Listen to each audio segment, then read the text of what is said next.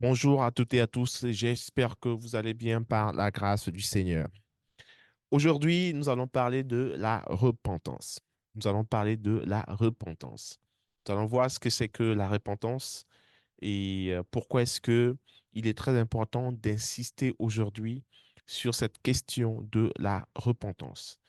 Mais avant tout, j'aimerais introduire mon sujet au travers de ce verset biblique.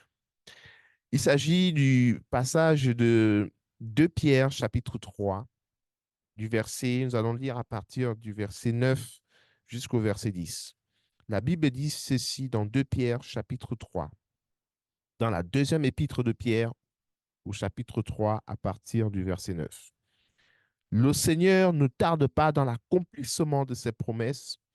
Le Seigneur ne tarde pas dans l'accomplissement de la promesse, comme quelques-uns le croient, mais il use de patience envers vous, ne voulant pas qu'aucun périsse, mais voulant que tous arrivent à la repentance. Je relis le verset. Le Seigneur ne tarde pas dans l'accomplissement de la promesse, comme quelques-uns le croient, mais il use de patience envers vous, ne voulant pas qu'aucun périsse, mais voulant que tous arrivent à la repentance. Nous allons lire le verset 10. Le jour du Seigneur viendra comme le voleur.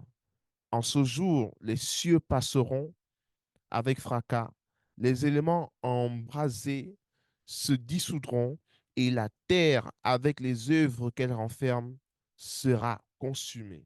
Et la terre, avec les œuvres qu'elle renferme, sera consumée.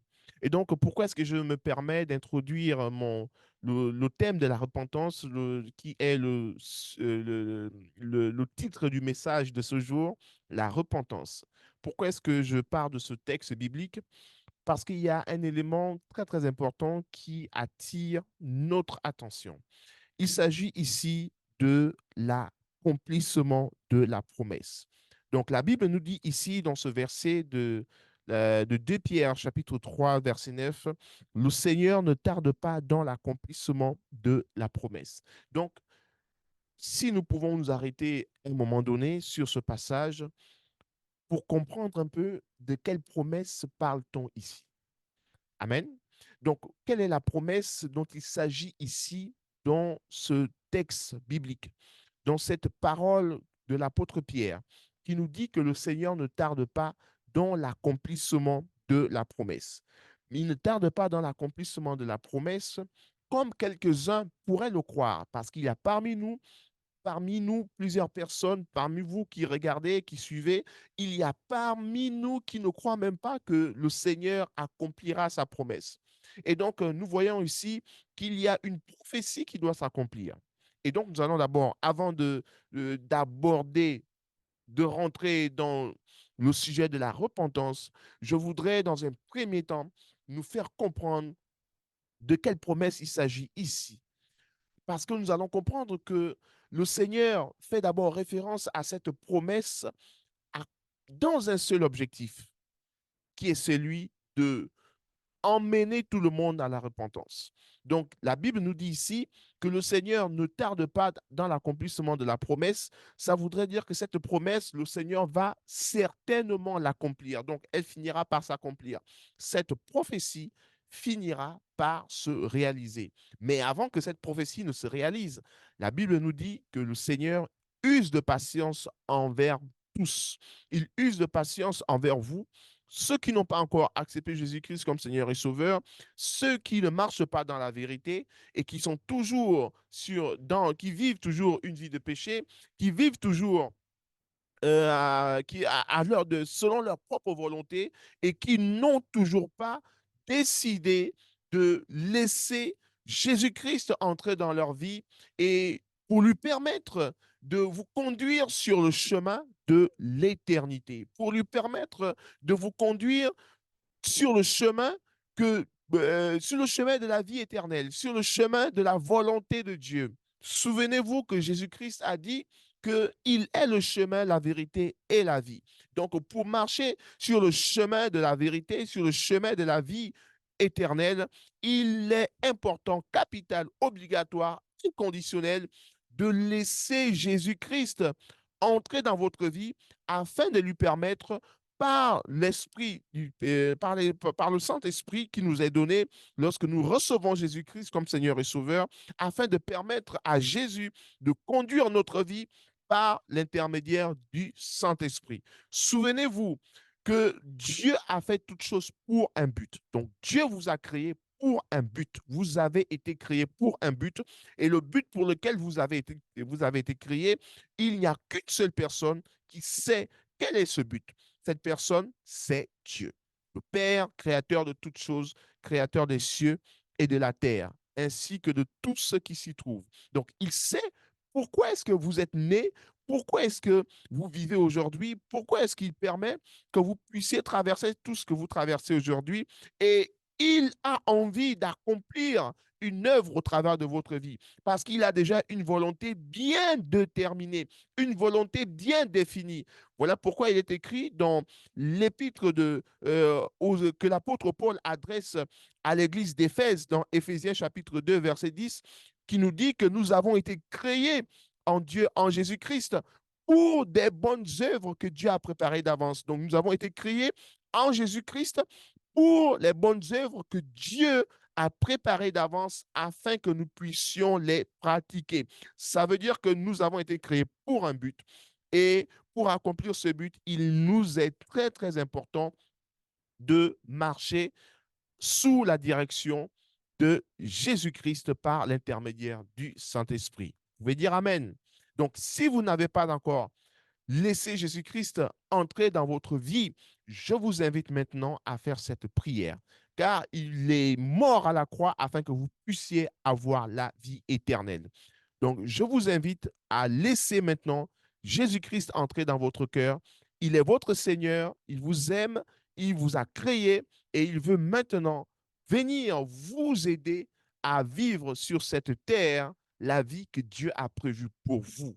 Dès avant même la création du monde, Dieu vous connaissait déjà et il avait déjà prévu que vous puissiez vivre un type de vie qu'il aimerait maintenant que vous puissiez vivre. Et pour cela, vous devez laisser Jésus-Christ entrer dans votre cœur afin de lui permettre de vous aider à vivre la volonté de Dieu. Amen. Donc, dites Seigneur Jésus, alors que je suis en train d'écouter ta parole, je te reçois dans mon cœur comme mon Seigneur et mon Sauveur. Je me répands de tous mes péchés et je décide aujourd'hui de te laisser entrer dans mon cœur afin que tu sois mon Seigneur et mon Sauveur dans le nom puissant de Jésus. Amen. Amen et Amen. Si vous avez fait cette prière, vous êtes né de nouveau, vous faites désormais partie de la famille des enfants de Dieu. Vous faites partie maintenant de la famille de Dieu le Père. Vous êtes maintenant concitoyens du royaume des cieux, co-héritiers avec Christ, et nous pouvons maintenant nous appeler frères, frères, frères et sœurs. Amen. Amen. Que le Seigneur vous bénisse. Donc, revenons à notre sujet de la repentance. Et la Bible nous dit ici que Dieu ne tarde pas dans l'accomplissement de sa promesse. Donc, nous allons comprendre dans un premier temps de quelle promesse parle-t-on ici.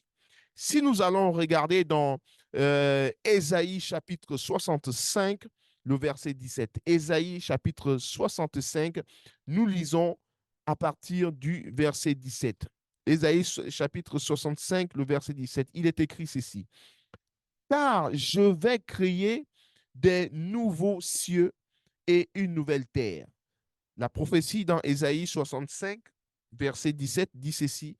Car je vais créer de nouveaux cieux et une nouvelle terre.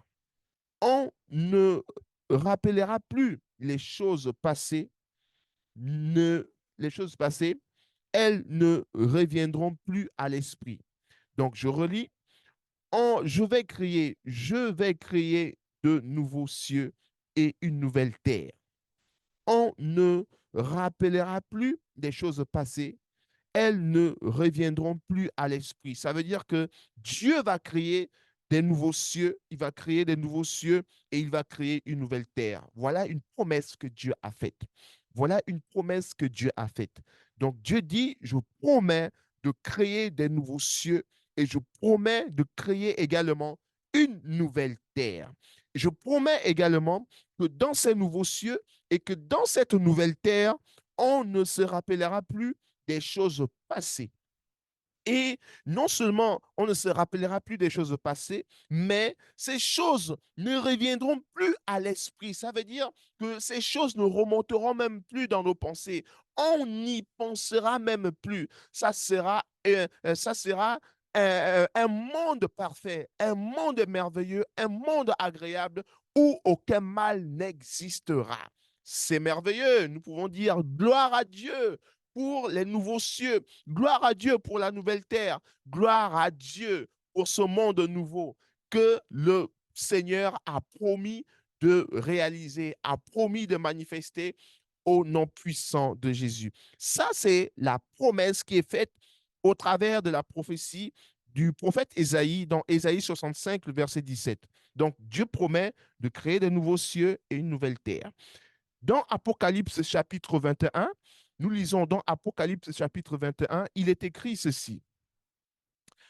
Puis je vis un nouveau ciel, puis je vis un nouveau ciel et une nouvelle terre, car le premier ciel et la première terre avaient disparu et la mer n'était plus.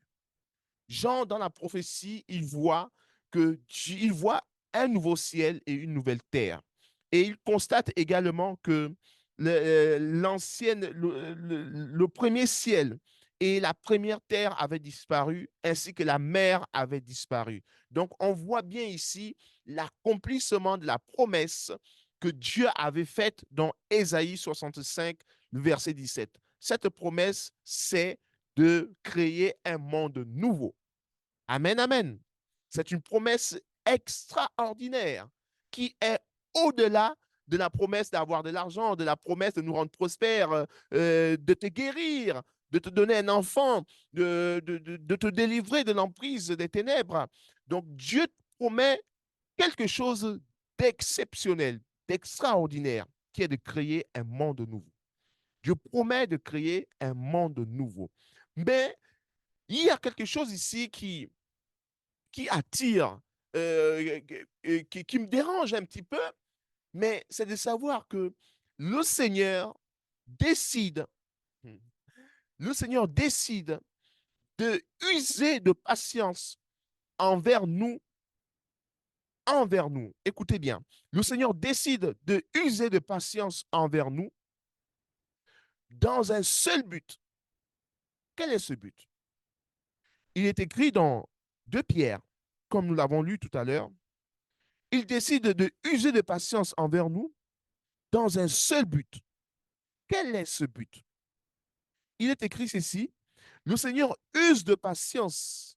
Le Seigneur ne tarde pas dans l'accomplissement de la promesse, comme quelques-uns le croient, mais il use de patience envers nous, ne voulons pas qu'aucun périsse, mais voulant que tous arrivent à la repentance. Donc, si le Seigneur décide que la fin du monde n'arrive pas maintenant, c'est pour une seule raison, c'est pour que tous arrivent à la repentance. C'est pour que tous arrivent à la repentance. Donc, nous voyons à partir de ce moment quelle est l'importance que le Seigneur accorde à la prédication, au message de la repentance. Amen, amen et amen. Le Seigneur accorde une importance significative au message de la repentance. Donc, il dit que je ne permets pas que le monde aujourd'hui, que les cieux ainsi que la terre d'aujourd'hui disparaissent. Pourquoi? Pas pour que les gens aient beaucoup de voitures, pas pour que les entreprises, l'économie marche, pas pour que les banques ou encore les gens aient beaucoup d'argent, que les gens aient beaucoup d'enfants, que les gens se multiplient davantage, pas pour que, pas pour que des églises soient davantage construites, pas pour que, pas pour que tes entreprises prospèrent davantage, pas pour que tu aies plusieurs personnes qui sont dans ta communauté, qui te suivent, pas pour que ton nom puisse être connu de tous, pas pour ta célébrité. Non, le Seigneur dit que si je ne permets pas que le monde d'aujourd'hui disparaît, c'est-à-dire le ciel, le premier ciel d'aujourd'hui que nous pouvons constater, la terre sur laquelle nous vivons aujourd'hui, il dit, si je ne permets pas que cela disparaisse, parce que ça va arriver. Dans l'Apocalypse, nous voyons bien que le premier ciel ainsi que la première terre disparaissent, même la mer disparaît. Donc, il y a un ciel nouveau, il y a une nouvelle terre, il y a un monde nouveau qui est créé. Donc, l'apôtre Jean l'a vu dans la prophétie de l'Apocalypse chapitre 21, verset 1er. Mais ici, Dieu nous dit au travers de l'apôtre Pierre que cette promesse qu'il a faite au travers du prophète Isaïe, cette promesse qui certainement va s'accomplir quand on lit Apocalypse, mais cette promesse, le Seigneur tarde dans l'accomplissement de cette promesse. Ça ne veut pas dire qu'il tarde, ça ne veut pas dire qu'il ne va pas réaliser cette promesse, mais la Bible dit que le Seigneur ne tarde pas, il ne tarde pas, mais il use de patience. Donc, il use de patience pour accomplir cette promesse. Pourquoi? Parce qu'il aimerait que tous les hommes qu'il a créés arrivent à la repentance. Et donc, à partir de ce moment, nous comprenons que la repentance est un sujet important, c'est un message important. Et donc, nous allons maintenant chercher à comprendre qu'est-ce que c'est que la repentance. Quelqu'un dise Amen. La repentance, qu'est-ce que c'est? Toi qui me regardes, c'est quoi la repentance? Tu peux m'envoyer ta définition par message pour qu'on en discute. Mais c'est quoi la repentance pour toi? La repentance, je me repens, je me repens de mes fautes, par exemple. Souvent, nous disons. Donc, nous allons comprendre ce que c'est que la repentance. Et pour comprendre que la repentance est véritablement un sujet, un message important, et je dirais même que c'est le message que le Seigneur Jésus-Christ nous a envoyé prêcher. Si nous lisons l'évangile de Luc, nous allons prendre l'évangile de Luc. Nous allons lire dans, nous allons lire dans Luc, nous allons lire Luc 24. Nous prenons l'évangile de Luc, Luc chapitre 24, et nous allons lire à partir nous allons lire à partir du verset 46. Il est écrit ceci dans l'évangile de Luc, chapitre 24. Nous allons lire à partir du verset 46. Jésus leur dit, ainsi il est écrit que le Christ souffrirait et qu'il ressusciterait des morts le troisième jour. Et que, le verset 47, et que la repentance et le pardon des péchés seraient prêchés en son nom à toutes les nations. La repentance et le pardon des péchés seraient prêchés en son nom à toutes les nations. Donc, Jésus-Christ, ici, il nous rappelle quel est le message qu'il attend de nous que l'on prêche. Il attend de nous que l'on prêche le message de la repentance et du pardon des péchés. Pourquoi est-ce que le Seigneur attend de nous que l'on prêche un tel message après la résurrection? Il nous dit, OK, je suis ressuscité. Voici maintenant la mission que je vous confie. OK, je vous confie une mission. C'est de aller par toutes les nations, prêcher la bonne nouvelle du royaume des cieux, faites de toutes les nations des disciples, les baptisant au nom du Père, du Fils et du Saint-Esprit. Pourquoi? Pourquoi est-ce que nous devons accomplir cette mission? Parce que c'est quelque chose que, en fait, c'est la volonté de Dieu que toutes les nations puissent arriver à la repentance. Et Jésus-Christ nous a dit d'aller maintenant prêcher la repentance et le pardon des péchés. Prêcher la repentance et le pardon des péchés. Donc, tout ce, en tant que prédicateur de l'Évangile, mon objectif à moi, c'est d'emmener toutes les personnes qui m'écoutent à la repentance et au pardon des péchés. Donc, ça veut dire que peu importe ta stature, imaginons que tu aies commencé à faire quelque chose qui n'est pas dans la volonté de Dieu, ça voudrait dire que tu es appelé à te repentir. Tu es appelé à revenir sur le chemin de l'éternité. Tu es appelé à revenir sur le droit chemin afin que le Seigneur puisse te faire du bien afin que ta vie puisse être sauvée. Donc, la repentance est donc un message plus que jamais important que nous devons prêcher. La repentance et le pardon des péchés. Et donc, qu'est-ce que c'est que la repentance? Qu'est-ce que c'est que la repentance? Si nous essayons un peu de comprendre ce que c'est que la repentance, nous allons comprendre un peu ce que c'est que la repentance. Donc, la repentance, qu'est-ce que c'est? Vous savez que la Bible a été écrite en hébreu, a été écrite en hébreu, en araméen et puis en grec. Et donc, je vais donc prendre un peu la définition de la repentance en m'inspirant d'un terme grec, voilà, qui va nous aider à mieux comprendre ce que c'est que la repentance. La repentance du mot métanoïa, qui est une expression grecque, veut simplement dire changement de mentalité. Changement de mentalité ou encore changement d'intention, changer d'intention. Donc, lorsque tu décides de changer ta mentalité, de, de changer tes intentions, tu es en train de te repentir. Tu es sur le chemin de la repentance. Ça, c'est la première définition que l'on pourrait donner à la repentance. Mais toujours dans le même mot, métanoïa, on pourrait définir également la repentance comme étant également le fait d'éprouver de la tristesse par rapport à un acte que l'on a commis. D'éprouver de la tristesse par rapport à un acte que l'on a commis.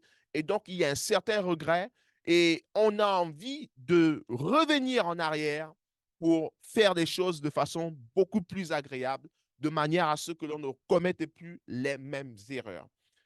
C'est cela également la repentance. Et nous pouvons le voir lorsque nous lisons, par exemple, la parole de Dieu de mémoire dans 2, Pierre, dans 2 Corinthiens chapitre 7, verset 10, la Bible dit que la tristesse selon le monde conduit à la mort, mais la tristesse selon Dieu conduit à la repentance. Donc, quand quelqu'un éprouve une certaine tristesse et que cela est poussé par le Saint-Esprit, et donc la personne a n'a qu'un seul désir, c'est de changer de mentalité, c'est de changer ses intentions dans le but de faire la volonté de Dieu. Amen, amen et amen. Et donc la repentance, c'est un changement de mentalité, c'est un changement de nos intentions qui étaient mauvaises dans le but de accepter la volonté de Dieu. Donc, je décide de changer ma mentalité, ma manière de faire, ma manière d'agir dans un seul but qui est de faire la volonté de Dieu. Donc, je marchais certainement dans une mauvaise voie et une fois que je me suis rendu compte que ce que je faisais n'était pas bien, le Saint-Esprit m'a fait comprendre que ce que je fais n'est pas bien et donc à partir de ce moment, je décide de me détourner du chemin, du chemin sur lequel j'étais, de la voie que j'étais en train de poursuivre et pour me retourner vers la voie de Dieu, vers le chemin de la vie, vers le chemin de l'éternité. Donc, je décide de me tourner vers Dieu afin de faire sa volonté. Donc, si je vivais dans le péché, voilà, je fumais de la drogue, par exemple, alors que le Seigneur, je sais très bien que c'est pas bien de prendre de la drogue, c'est pas bien de fumer parce que la fumée, par exemple, ça détruit mes poumons, ça détruit mon corps et ça peut me rendre malade. Et donc, je décide d'arrêter toutes ces choses pour prendre soin de mon corps, pour vivre de manière saine, parce que Dieu dit que mon corps est le temple de son esprit. Donc, pareil, si je vis une vie qui n'est pas agréable, voilà, je décide également de ne plus vivre une telle vie. Pourquoi? Parce que Dieu a besoin de moi. Parce que Dieu attend de moi que je vive de façon saine et agréable à son égard. Amen, amen et amen. Là, on est en train de définir la repentance. La repentance, parce que Dieu attend de nous que l'on parvienne tous à la repentance. Quelqu'un qui m'écoute certainement est en train de se dire, ben, il y a tellement longtemps que je me suis rendu compte que je n'étais plus en train de faire la volonté de Dieu. Et maintenant que je me rends compte que je ne fais plus la volonté de Dieu, qu'est-ce que je dois faire? Ce que tu dois faire, cher ami, c'est de te repentir. C'est de te dire clairement, j'étais en train de faire des mauvaises choses, j'étais sur le mauvais chemin. Ce que je faisais, Dieu n'aime pas ce que je faisais. Et donc, je décide d'arrêter ce que je faisais pour faire ce que Dieu attend de moi, pour faire ce qui plaît à Dieu. C'est cela la repentance. Et Dieu prend plaisir à un cœur repentant. Un cœur repentant, c'est la voie du salut. Un cœur repentant, c'est la voie de la guérison. Un cœur repentant, c'est la voie de la restauration. Donc, il y a des problèmes de notre vie auxquels nous sommes confrontés et qui trouveraient une solution que par la repentance. Dieu attend certainement de nous que nous puissions nous repentir afin de commencer à vivre sa gloire, afin de commencer à vivre son amour parfait, afin de commencer à expérimenter de façon palpable la paix et la joie dont on a besoin, afin de commencer à vivre, afin de voir de façon concrète la volonté de Dieu se manifester dans nos vies. Je sens, pendant que je suis en train de prêcher, le Saint-Esprit me dit qu'il y a quelqu'un qui est en train de prêcher un message dans son église qui n'est plus le message que le Seigneur lui avait demandé de prêcher lorsqu'il avait accepté l'appel. Tu as commencé à prêcher un bon message que Dieu t'avait donné et le message était beau, était centré sur le salut des âmes. Mais tu t'es détourné, tu as commencé à enseigner sur le développement personnel, tu as commencé à t'intéresser au désir des hommes plutôt que au désir de Dieu qui veut que tous les hommes soient sauvés et parviennent à la connaissance de la vérité. Tu t'es détourné de ton message, cher prédicateur, apôtre, prophète. Je ne sais pas quel est ton titre, mais le Saint-Esprit me dit au travers de cette prédication que tu t'es détourné de ton message. Il est temps pour toi de revenir. Il est temps pour toi de revenir à tes premières œuvres que tu avais commencé à pratiquer lorsque le Seigneur t'avait appelé au ministère. Repends-toi de ce que tu es en train de faire. Le Seigneur prendra plaisir à ton cœur repentant et tu expérimenteras le salut, tu expérimenteras la paix et la joie, tu expérimenteras la gloire de Dieu dans ton ministère, dans le nom puissant de Jésus. Il y a plusieurs choses qui bloquent, qui freinent, simplement parce que tu n'as pas encore pris la décision de te repentir de ce que tu es en train de faire. Change la façon de faire et décide d'épouser la voie de Dieu et tu expérimenteras sa gloire dans le nom de Jésus. Je parle également à quelqu'un qui m'écoute et qui est en train de s'entêter, qui est vraiment en train de s'engouffrer dans quelque chose qui certainement vous plaît à vous, mais ne plaît pas à Dieu, et vous en êtes conscient que ce que vous faites ne plaît pas à Dieu, mais vous êtes quand même en train de continuer de faire cela parce que cela procure ça vous procure un gain financier, ça vous procure de la célébrité, ça vous procure des contacts, des amis. Et aujourd'hui, vous avez du mal à vous débarrasser de ces gains, de cette célébrité, de ces amis que Dieu n'aimerait pas que vous puissiez avoir. De cette manière, Dieu attend de vous que vous puissiez suivre le chemin qu'il a prévu pour vous. Mais parce que vous savez que le chemin que Dieu a prévu pour vous, c'est un chemin laborieux, c'est un chemin qui parfois demande beaucoup d'épreuves, demande beaucoup de sacrifices. Et donc, vous avez décidé de choisir la facilité au travers de vos contacts, au travers de votre célébrité, au travers des opportunités qui se présentent à vous au travers de votre réseau. Le Saint-Esprit me dit de vous dire de vous repentir parce que ce n'est pas ce qu'il vous appelle à faire. Repends-toi, repends-toi et reviens à tes premières œuvres. Au nom de Jésus, Amen, Amen et Amen. Nous allons clôturer ce sujet par cette histoire merveilleuse et magnifique. Vous pourrez la lire dans l'Évangile de Luc au chapitre 15 à partir du verset 11 jusqu'au verset 36 et même en descendant, c'est l'histoire du fils prodigue. C'est l'histoire du fils prodigue ou encore c'est l'histoire du fils perdu. La Bible nous parle de cette histoire merveilleuse que je vais nous la paraphraser parce que faute de temps, je ne pourrais pas nous lire tout, tout le passage, mais vous pourrez lire cette histoire dans l'évangile de Luc au chapitre 15, voilà, dans l'évangile de Luc au chapitre 15.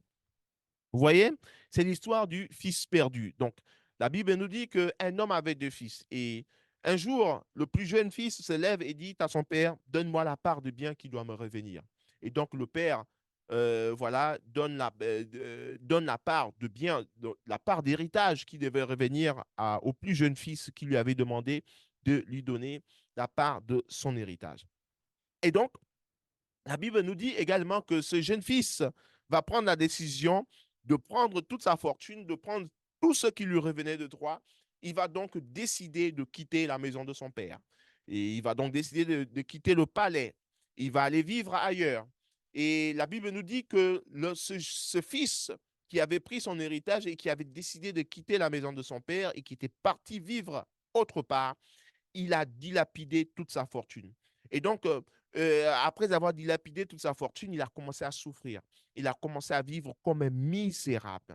Et la Bible nous enseigne que à partir de ce moment où le fils s'était rendu compte qu'il avait commis une erreur en demandant de récupérer sa fortune et en quittant surtout le palais pour aller vivre loin de son père, ici, il avait compris qu'il avait commis une erreur.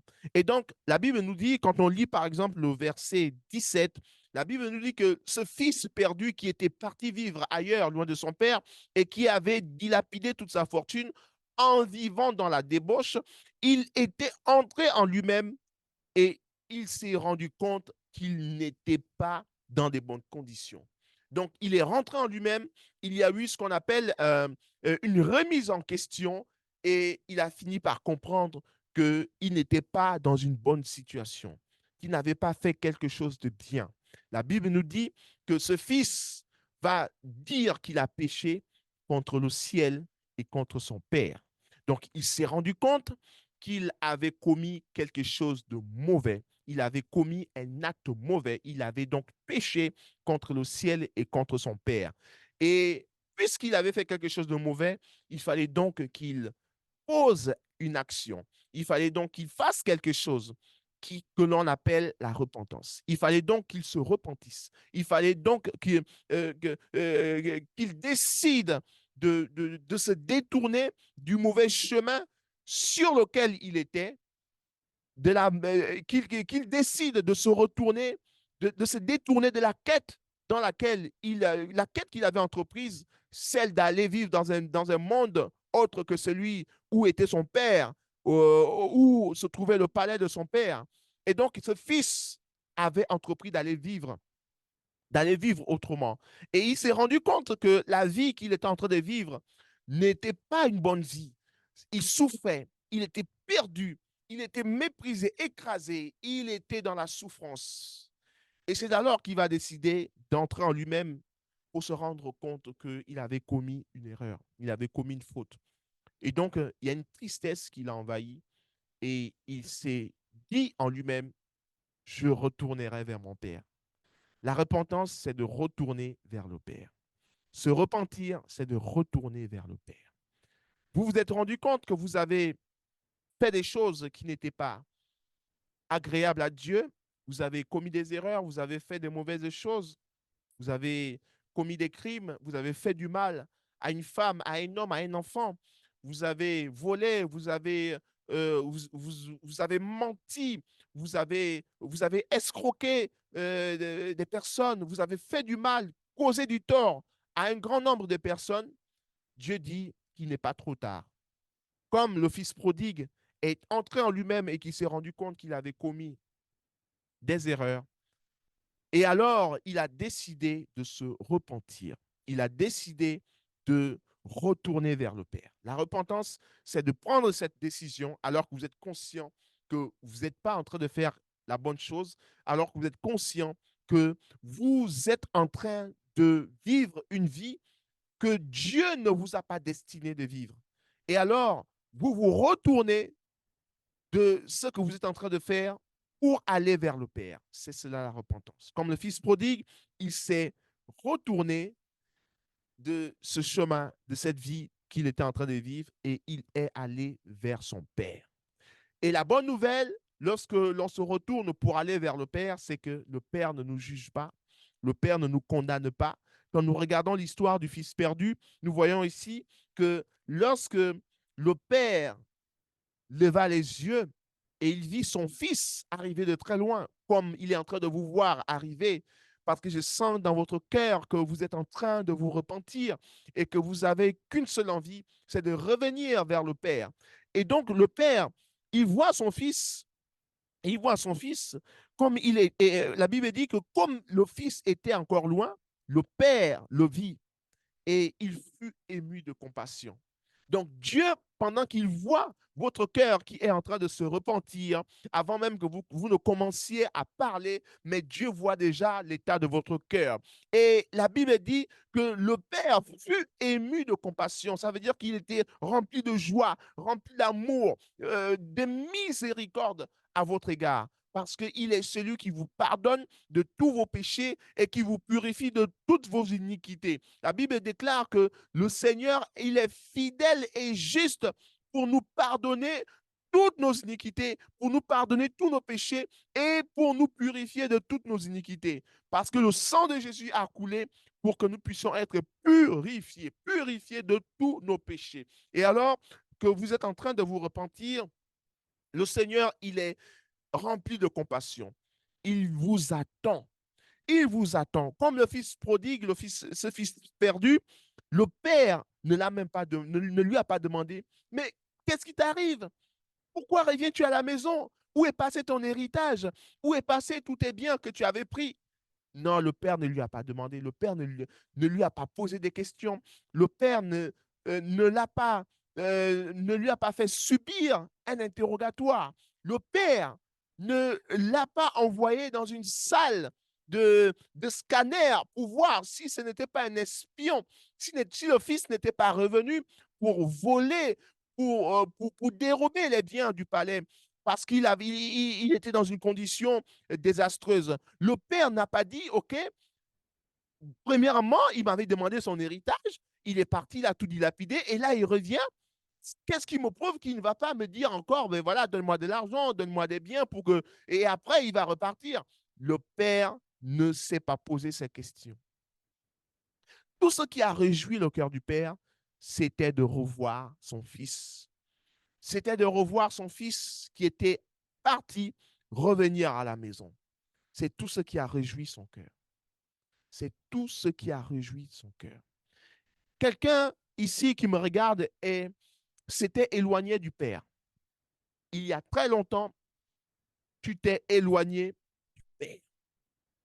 Et tu t'es dit que Dieu ne peut pas te pardonner, que Dieu ne serait pas content aujourd'hui de te voir l'adorer, de te voir revenir vers lui pour demander pardon. Il y a quelqu'un qui n'a pas le courage de demander pardon pour tous ses péchés ainsi que pour toutes tes fautes. Parce que tu te dis que tu as commis des choses assez graves et donc Dieu ne peut pas te pardonner. Mais Dieu, j'ai une bonne nouvelle pour toi, c'est que le Seigneur est capable de te pardonner de tous tes péchés et de te purifier. Non seulement il te pardonne, mais il est capable également de te purifier afin que ta vie soit totalement transformée et changée. C'est la puissance de la repentance et du pardon des péchés. Parce que c'est le plus grand miracle que le Seigneur ait accompli à notre égard, qui est de nous pardonner de tous nos péchés et de nous purifier de toutes nos iniquités. Donc, il nous pardonne et il nous purifie également par le sang de Jésus. Par le sang de Jésus. La Bible déclare dans Éphésiens 1,7 que nous avons été purifiés. Le sang de Jésus-Christ nous purifie de tous nos péchés. Donc, le sang de Jésus-Christ nous purifie de tout péché, peu importe la nature, peu importe la grandeur, la petitesse. Il n'y a pas de grand ou de petit péché. Un péché est un péché. Quand on fait un acte qui n'est pas dans la volonté de Dieu et qui va à l'encontre de ce que Dieu a prévu pour nous, c'est un péché. Et donc, quand on revient pour se tourner vers le Père, et donc on se repent de ce que on était en train de faire, Dieu prend plaisir à nous voir venir vers lui. Amen. Et c'est ce que le Seigneur attend de vous maintenant. Maintenant, je sais que vous êtes en train de vous poser des questions. Maintenant, n'hésitez pas, faites le pas. Dieu ne vous condamne pas. Comme le Père n'a pas condamné le Fils perdu, il était content, il était ému de compassion, de miséricorde. Et la Bible dit qu'il a demandé Et le Père a couru se jeter. Il a couru se jeter à son cou et il le baisa. Il a couru se jeter à son cou et il le baisa, il l'embrassa et il lui a fait des câlins. Imaginez-vous, il y a tellement longtemps, vous vous êtes éloigné de Dieu et maintenant, il y a un prédicateur qui vous dit que Dieu attend. En fait, Dieu, il n'a qu'un seul désir, c'est de vous voir revenir vers lui. Peu importe le mal que vous avez commis, je ne sais pas, vous êtes peut-être un apôtre, un prédicateur, vous êtes dans le ministère, mais vous avez honte de vous repentir. Vous êtes rentré dans l'occultisme, vous avez commencé à faire des choses qui ne sont pas dans la volonté de Dieu et vous avez honte aujourd'hui de vous repentir. Pourquoi? Parce que vous allez perdre certaines choses. Mais, cher ami, je vous dis que le Père attend que vous puissiez maintenant revenir vers lui. Abandonnez tout ce que vous aviez commencé à faire qui n'était pas dans la volonté de Dieu. Et venez maintenant, parce que le Père, il a envie de vous voir revenir vers lui, parce il a envie de vous prendre dans ses bras, il a envie de vous embrasser, de vous faire des câlins, des bisous, il a envie de vous prendre dans ses bras, parce qu'il vous aime.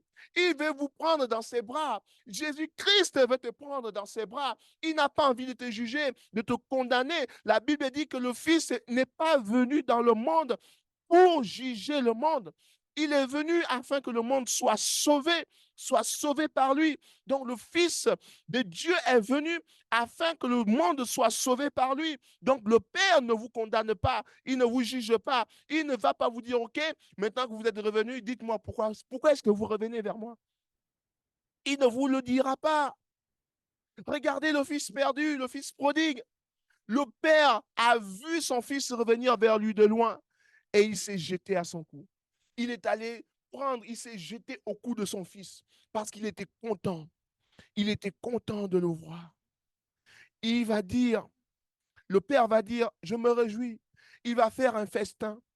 Il va inviter ses voisins, toute sa famille à se rassembler pour manger, pour boire, à célébrer la venue de son fils. Parce qu'il va dire une chose très importante. Je me réjouis, je célèbre aujourd'hui parce que mon fils que voici était mort et qu'il est revenu à la vie. Il était mort et qu'il est revenu à la vie. La repentance, c'est de décider de quitter la mort pour accepter la vie que Dieu vous donne. La repentance, c'est le chemin qui mène à la vie éternelle. La repentance, c'est le chemin qui mène au salut de Dieu en Jésus-Christ. Décidez aujourd'hui de vous repentir et alors vous expérimenterez la paix, la joie. Vous expérimenterez l'amour de Dieu. L'amour de Dieu en Jésus-Christ. Le Seigneur vous aime. Comme le Fils prodigue, entrez en vous-même et décidez de revenir vers le Père. Que le Seigneur vous bénisse. Nous avons terminé. À très bientôt pour un prochain partage et nous allons clôturer par une prière. Père, je te remercie encore pour ce moment que nous avons eu. Merci de nous avoir parlé aujourd'hui de la repentance. Je prie pour quelqu'un qui me regarde au travers de ces réseaux, sur YouTube, sur Facebook, sur TikTok, sur X, ancien Twitter, sur Telegram, Seigneur, sur WhatsApp. Je prie au nom puissant de Jésus que maintenant, Seigneur, sur Instagram, que maintenant, tu touches le cœur de cette personne, Seigneur, qui est en train de vivre une vie désagréable, qui est en train de vivre sur le chemin de la mort. Père, je prie au nom de Jésus que maintenant, tu touches son cœur et que cette personne revienne maintenant à la maison. Comme le fils prodigue, comme le fils qui était perdu, qui était parti, qui avait quitté la maison, qui avait quitté le palais et qui est aller vivre de façon désagréable en dilapant toute sa fortune. Père, la Bible déclare que lorsque le fils a décidé de revenir à la maison, tu ne l'as pas condamné, tu ne l'as pas jugé, mais tu t'es réjoui, Seigneur, tu étais rempli de compassion à son égard et tu l'as pris dans tes bras. Tu l'as couvert d'un nouveau manteau, de nouveaux vêtements. Tu lui as donné des chaussures parce qu'il n'en avait plus. Tu lui as donné, Seigneur, un anneau au doigt. Et ça voudrait dire que tu l'as rétabli dans toute son autorité. Seigneur, je prie pour mes frères et sœurs qui sont connectés au travers de ces réseaux, afin que maintenant, Seigneur, tu leur pardonnes.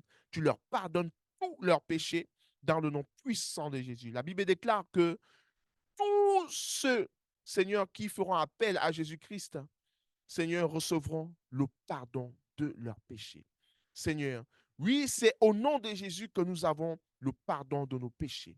Seigneur, alors maintenant que tu m'as envoyé prêcher ce message de la repentance et du pardon des péchés, Seigneur, je prie au nom de Jésus afin qu'un miracle s'accomplisse dans le cœur de mon frère et de ma sœur. Maintenant, que tu lui pardonnes, que tu pardonnes à mon frère et à ma sœur, que tu pardonnes à cet homme, que tu pardonnes à ce prédicateur, que tu pardonnes, Seigneur, Père Céleste, à cette célébrité qui était connectée, qui regarde ce message, que tu leur pardonnes, Père, et que, Seigneur, tous ceux qui décident de se repentir aujourd'hui, Seigneur, ou encore demain ou dans les jours qui vont suivre, tous ceux qui prendront la décision de revenir vers toi, je prie, Père, afin que tu puisses te glorifier dans leur vie, dans le nom puissant de Jésus-Christ de Nazareth. Merci encore, tendre Père Céleste, parce que c'est toi qui touches, c'est toi qui sauves, c'est toi qui délivres, c'est toi qui restaures.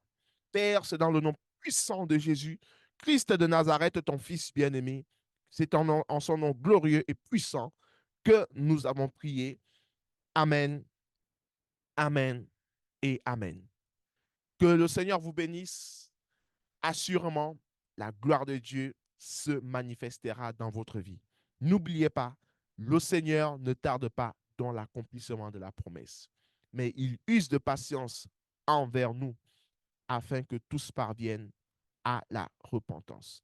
Que le Seigneur vous bénisse et à très bientôt pour un prochain temps de partage et d'édification. Abonnez-vous à ma chaîne YouTube, Maxime Oyon TV. Abonnez-vous également à mon canal Instagram, Maxime Oyon TV. Vous me retrouverez également sur TikTok en tapant mon nom, Maxime Oyon TV, et également sur Facebook, Maxime Oyon, afin de ne rien rater parce que je publie régulièrement des versets bibliques, des pensées, des messages qui sont publiés parce que notre vision, c'est de propager la bonne nouvelle de l'évangile de Jésus-Christ, afin que les perdus soient sauvés et que le nom du Seigneur soit pleinement glorifié par toute la terre dans le nom puissant de Jésus. Que le Seigneur vous bénisse et à très bientôt. Bye bye.